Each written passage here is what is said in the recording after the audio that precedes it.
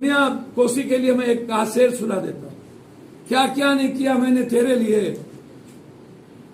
तुम्हें रोशनी पसंद थी मैंने खुद को जला लिया। तुम्हें रोशनी पसंद थी मैंने खुद को जला लिया। तुम तो भुला दिया मुझे, मुझसे तो ये भी ना हो सकता। क्या एकजुटता आपने दिखाई? आप लाख, 2 लाख, 5 लाख, 10 लाख की बात कर रहे थे। आप 25,000, 30, 40,000 आदमी भी नहीं जुटा पाए पूरे बिहार के मंत्री को बैठा के। अरे पप्पू यादव मैटर नहीं है, छोड़ दीजिए।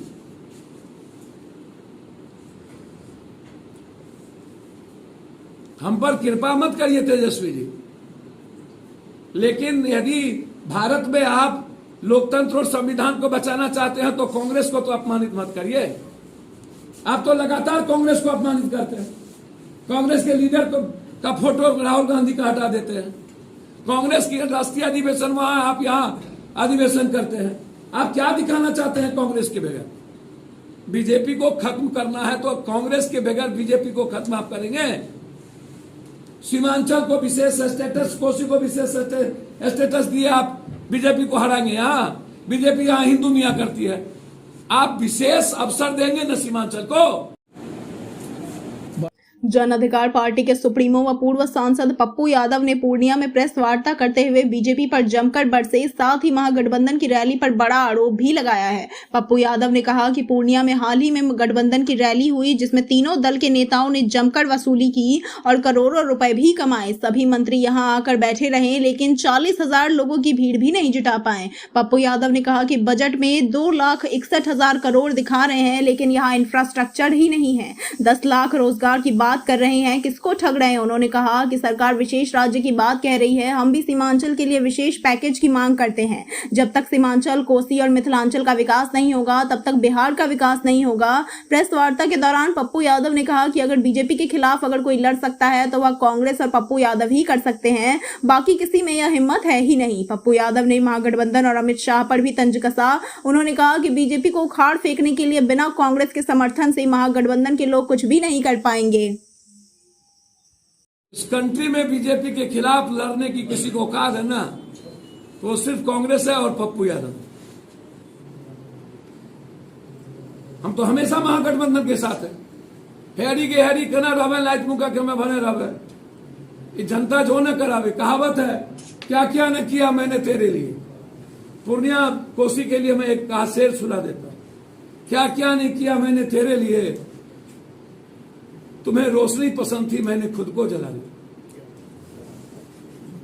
तुम्हें रोशनी पसंद थी मैंने खुद को जला लिया। तुम तो भुला दिया मुझे, मुझसे तो ये भी ना हो सकता। तुम तो भुला दिया मुझे, मुझसे तो ये भी ना हो सकता। एक अस्पताल को cancer, kidney, brain tumour, heart free कर दीजिए। हम आपका पैर धो के पिएंगे।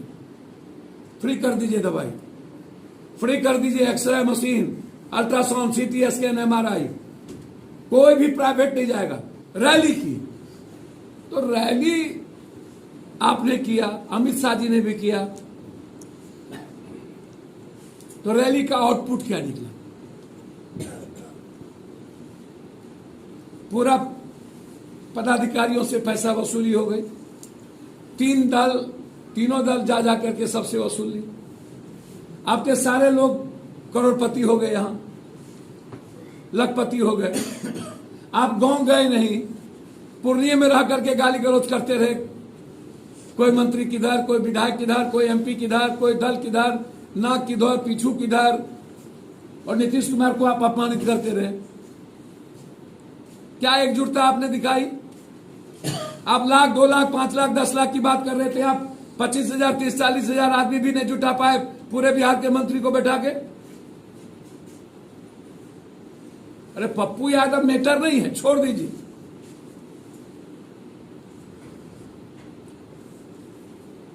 हम पर कृपा मत करिए तेजस्वी जी, लेकिन यदि भारत में आप लोकतंत्र और संविधान को बचाना चाहते हैं तो कांग्रेस को तो अपमानित मत करिए।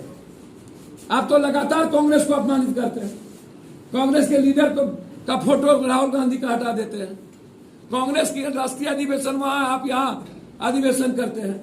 आप क्या दिखाना चाहते हैं कांग्रेस के बगैर? बीजेपी को खत्म करना है तो कांग्रेस के बगैर बीजेपी को खत्म आप करेंगे? सीमांचल को विशेष स्टेटस, कोसी को विशेष स्टेटस दिए आप बीजेपी को हराएंगे। यहाँ बीजेपी यहाँ हिंदू मियाँ करती है, आप विशेष अवसर देंगे न सीमांचल को? बजट में नेताओं को बोल्डनेस और साहस दिखानी चाहिए ना बोल्डनेस है ना साहस है, फिर राजनीति कैसे? अमित शाह जी क्या दिए यहाँ की? एक चीज घोषणा की है, आप कर देते? क्या हम भारत में नहीं है? सीमांचल के लोग क्या पाकिस्तान में या बांग्लादेश में? हर आदमी हमको आप तिनखैया की तरह हमारे साथ व्यवहार करते हैं। रैली की जरूरत क्यों हुई, मेरा यह सवाल है। रैली का मतलब क्या था? रैली का मतलब होता है जब कोई व्यवस्था, संस्था, विचार संकट में हो। रैली का मतलब होता है जब संविधान, लोकतंत्र, जनतंत्र, मुद्दे, ये सारी चीजें खतरे में हो। तो आप केंद्र में हैं, आप बिहार में हैं, दोनों आदमी एक रैली कर रहे थे बेतिया में शाहजहान सरस्वती जी का। तो भैया पप्पू यादव जानना चाहता है, 11.25 महीना से ज्यादा किसान बैठा दुनिया में, 900 किसान मरे, आपने मुआवजा दिया? एक मुआवजा दी? एमएसपी लागू हुआ? मंडी सिस्टम को क्या किए? एक भी गोदाम बिहार में है? आपने एक गोदाम सारा अमेजन को दे दिया, सारा आपने अदानी को दे दिया ताकि अरबों खरबों की संपत्ति लूट ले। किसान को आप गोदाम देंगे नहीं तो किसान का फसल कहां होगा? किसान को मार्केट देंगे नहीं तो किसान जाएगा कहां?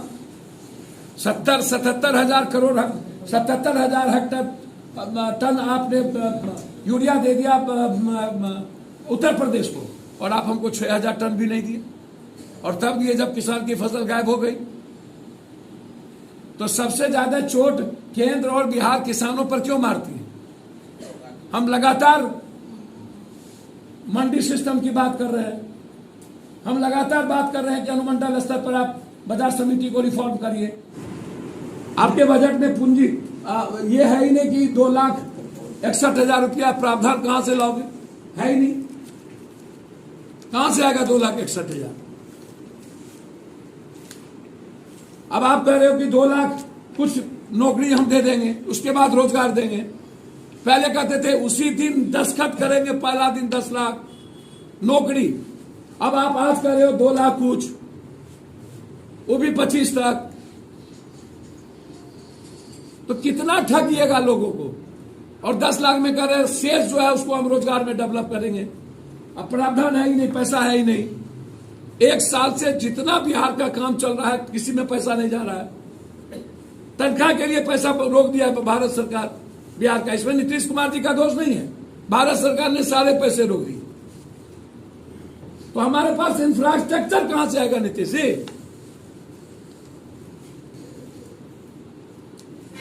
अब बात रही, हम लगातार बात कर रहे हैं कोऑपरेटिव सिस्टम को लाने के लिए, और कोऑपरेटिव के तहत आप बिहार के किसानों की संपत्ति खरीदिए और सरकार खरीदे, हमें बाजार नहीं जाना पड़े। आपने प्रावधान ही नहीं किया किस बजट में किसान के लिए।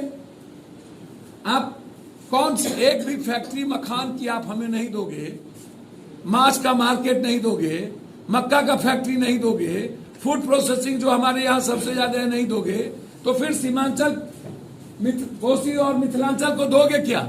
गाली गलौज, बैकवर्ड फॉरवर्ड, हिंदू मियाँ, बस इसके अलावा कुछ नहीं। और तेजस्वी जी आप कहते हैं हमारा हम बाप, और हम कभी, मेरा बाप कभी नहीं हाथ मिलाया बीजेपी से। पहली बार सरकार ही बनी है बीजेपी के साथ। 11 एमएलए हम आपको सपोर्ट किए और बीजेपी आप हमारे मंत्रिमंडल में था। केंद्र में बीजेपी हमारे साथ थी, अटल जी, अडवाणी जी। 1 साल के बाद मंडल कमंडल पर हम अलग हुए हैं। जब जैसा वैसा मन। अब ढकर के कहते हैं कि कभी समझौता नहीं किए। इस कंट्री में कांग्रेस ने कभी समझौता नहीं किया ना। हम उन्हीं की तरह, बीजेपी की तरह गाली गलौज करें। एक गाली गलौज दे रहा है लखनऊ में, एक गाली गलौज दे रहे बेतिया में। अरे अमित शाह जी, औकात और हिम्मत है तो वाल्मीकि नगर में वाल्मीकि पर्यटन बना दो ना। राम सीता क्यों, सिया राम क्यों नहीं, बनाओ ना सिया की सीता की पर्यटन। यानी अयोध्या में राम का बने तो सीता की भी बने, और सबसे पहले राम के पहले भी वाल्मीकि की पर्यटन बने बेतिया में जाकर के। गए के घोषणा क्यों नहीं की? है हिम्मत?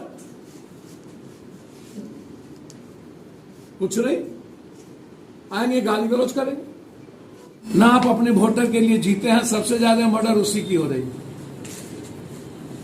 मैं आज आपको बता दूं, जिस दिन भारत में सबसे ज्यादा ST/SC के बाद यादव की संख्या 17%, जिस दिन यादव लाठी चलाना छोड़ दिया और लाठी उठाना, कलम और विचार आवाज की ताकत यादवों ने जिस दिन तय कर ली, उस दिन PM भी होगा, आजीवन CM भी होगा। बस दूसरे को पैर छूने की तैयारी है, दूसरों की इज्जत करने की तैयारी है। कभी भी यादव लीडरशिप और यादव के किसी व्यक्ति को दूसरों को गाली देने की ताकत नहीं होनी चाहिए, दूसरों को सेव करने की ताकत होनी चाहिए। जिस दिन इस हिंदुस्तान में यादव, बिहार और यूपी तो कुछ सुधार भी आया है, मर्यादा सबसे ज्यादा यूपी में यदि किसी ने खोया है तो जोगी ने खोया है। मैं धन्यवाद दूंगा अखिलेश को, उसने मर्यादा में रह करके जवाब दिया, कम से कम जोगी के तरह बाप बाय नहीं किया। लेकिन बिहार के यादवों से मैं कहूंगा कि थोड़ा पड़ोसी से जरूर सीखें। और RJD के वर्कर से मैं आग्रह करूंगा, आपकी रैली से लोगों को कष्ट ही पहुंचती है, फायदा नहीं होता। आप अपने नेता को कमजोर ही करते हैं।